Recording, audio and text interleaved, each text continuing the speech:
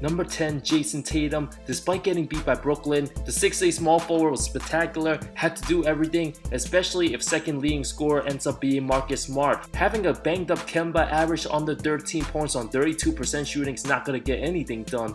Tatum got buckets on Durant plenty of times. Didn't have the leg second half of game 1. Was an absolute travesty in game 2. 9 points on 3 of 12 shooting, but at least the C's won one game against the 3 superstars. Game 3, if Harden was dropping 41 and KD 39, the Nets still don't win. It's because Tatum dropped 50 of his own, hit timely threes, refused to let his team lose all game.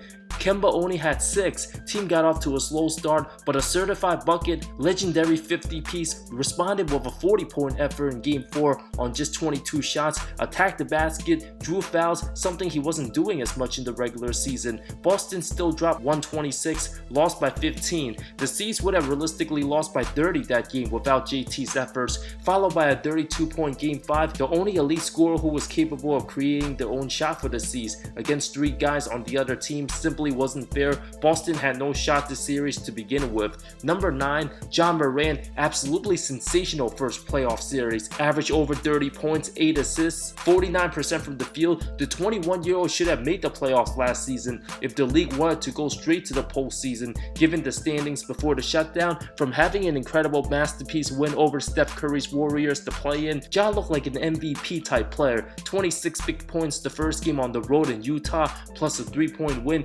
Single-handedly carried his Grizz on his back. An epic 47-point Game 2, 15 of 26 from the field, shot 20 free throws, relentless all game, more than ready for the big stage. Utah just too deep, so Memphis didn't win. Fearless and always in attack mode, some of the things he tries only happens in 2K. Became the 4th youngest to ever drop 40 in a postseason game. Only George Mikan scored more than 73 his first 2 playoff games. Morant and Dillon broke solid backcourt together, had 28 the 3rd game, 23 and 12 dimes the 4th, and 27 and 11 assists the 5th game. A terrific second season for him. Memphis appears to be heading towards the right direction, likely 2022 All-Star. Number 8, James Harden. His hamstring injury Game 1 against the Bucks, unfortunate. We can only hope he can come back in the later games. Brooklyn will need him, especially if they don't close out Milwaukee past 5. The Beard runs the show as the floor general, sees everything offensively. Shot over 55% from the field, averaged 28 points, 7 boards, 10.5 assists, 2 steals.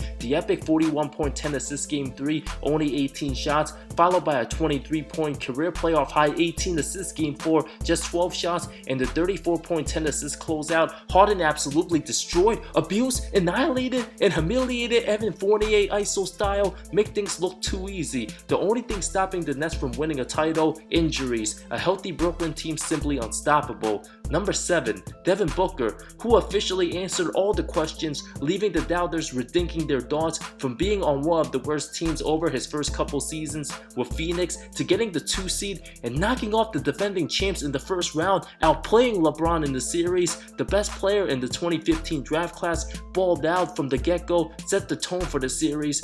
With his 34.7 rebound, 8 assist postseason debut, outscored James and Davis, who combined for just 31 the first game. CP3 got hurt and wasn't much of a factor scoring wise the whole series. A depleted Paul went 2 of 5 Game 2, under 23 minutes. James and Davis too much for Booker the second game. While the Lakers took a commanding 2-1 lead, Booker only 19.6 of 19 Game 3, followed by a 17-point game, but an efficient 30-point Game 5 in the 30-point blowout win. 13 of 23 from the field, 18 in the first quarter, and the epic closeout Game 6. Anthony Davis had no business playing. Book attacked him right away, knowing AD's depleted. Has 6 threes in the first half, moves excellent without the ball. Booker had 22 the first 12 minutes of the game in Staples. Lakers only 14 points the first 12 minutes. Everyone expected LA to come out swinging. Phoenix looked like the hungrier and fresher team, up 21 at the half. Every time it seemed like the Lakers were going to make a run, Book calmly responded. A monster 47 point, 11 rebounds,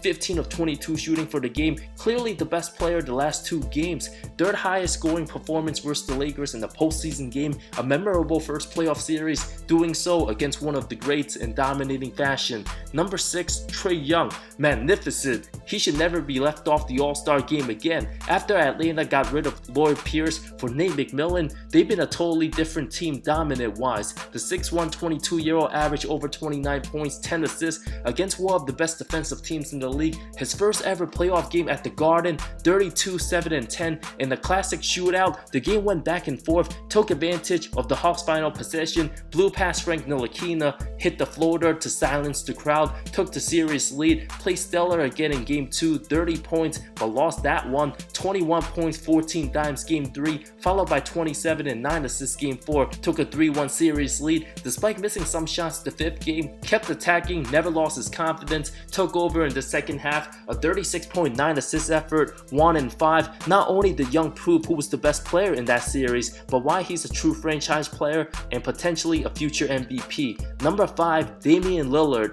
one of the best single postseason games all time, 55-point masterpiece in Game 5, literally a video game cheat code, but not enough. Lillard did all he could, averaged 34.3 points, over 10 assists, 46% from the field, teammate CJ just over 20, Norman Powell 17, a 34.13 assist Game 1. I didn't rank Lillard higher on this list since I thought Portland had a chance to seriously win the series, if not lose in a tight 7, but they lost in 6. Lillard, despite a 42.10 assist Game 2, did all he could, even had a 37-point Game 3, but still came up short. His worst game of the series was actually a 20-point Blazers blowout win, went 1 of 10 from the field, had 10 points but a plus 33, interesting, had 10 dimes, Powell and MacLeod made shots, Lillard dropping 55 for a 6'1 guard, on 17 of 24 from the field to extend the game, double OT, a playoff record 12 threes. It seemed like Portland was gonna lose, being down 9 with a minute left, while Lillard had 28 points and 13 dimes to 6 game. Terry Stotts now gone,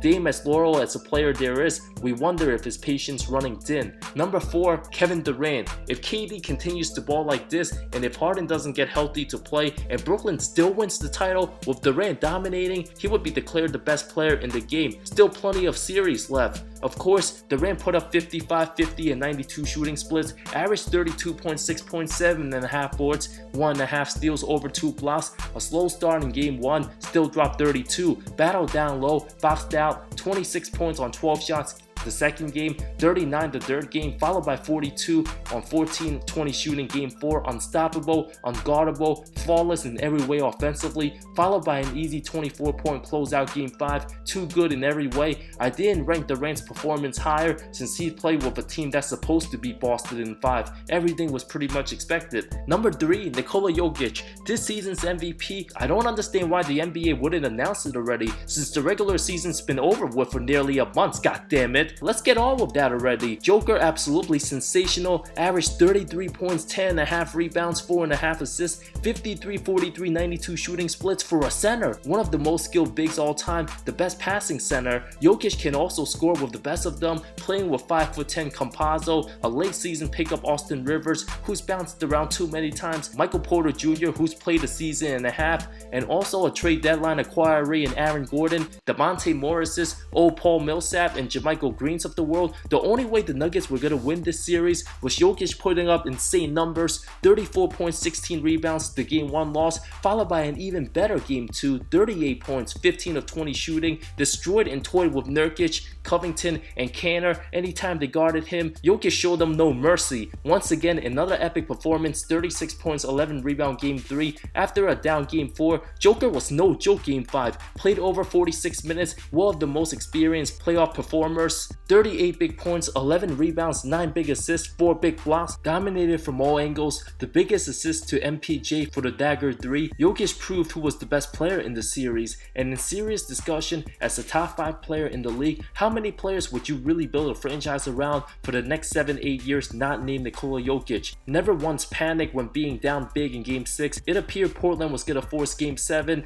but Jokic, 36 points, 8 and 6, 13 of 22 from the field, overcame a 14-point second half deficit, 20 of those points coming from the third. A Nuggets team with a healthy Murray would have certainly beaten the Blazers in 6, but without Jamal and winning like this, the Denver Nuggets will always have a chance as long as the Serbian sensation plays, became the second player to average 30 points, 10 rebounds on 50% shooting, 40 from deep in a series, since none other than Dirk Nowitzki. Incredible talent. Number 2 and number 1, let's call it number 1A and number 1B, Luka Doncic and Kawhi Kawhi Leonard, pretty much a tie between the two superstars. If Luka would have won the series, I would have given him the nod in the #1 spot and dropped Kawhi down a bit, but the Clippers were the better team. Paul George the better second option over Kristaps tons of money Porzingis, who hasn't looked like his former self. If you were to ask me who's the better NBA player right now at this exact moment in June 2021 between Doncic and Leonard, it's a very close call. Luka better offensively,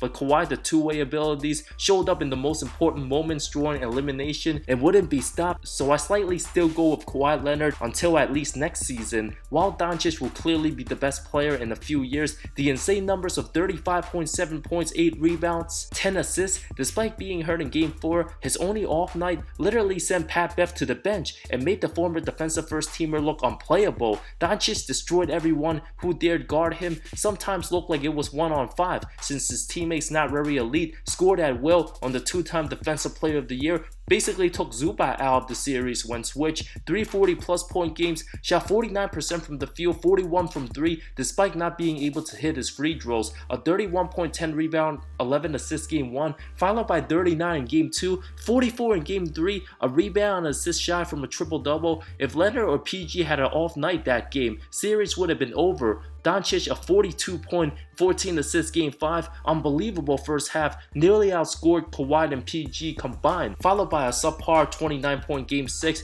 and 46 in Game 7, came out strong in the first half, but carries way too much of a load for his Mavs, need to have better players around him, while Kawhi reminded us why he's the two-time Finals MVP, a 28.10 rebound, 9 assists Game 7, didn't score as much as Luka, but played sensational defense, super efficient, averaged 32 points, 8 rebounds, 4.5 assists, over 2 steals, a block, 61% shooting, the efficiency absolutely staggering. One of his better series looked like his 2019 Toronto Raptors self in that postseason. His greatness can never be questioned. The 45-point Game 6 on 18 of 25 shooting saved the Paul George bashing, for now at least. Leonard needed to be every bit as good and absolutely delivered. Legendary playoff matchup, Kawhi's Clippers the better team over Doncic's Mavs, much more epic playoff series for many years to come for Luka, and potentially the later series from Kawhi. What a battle this series was. Honorable mentions include Joel Embiid, Giannis, Kyrie Irving, and Donovan Mitchell.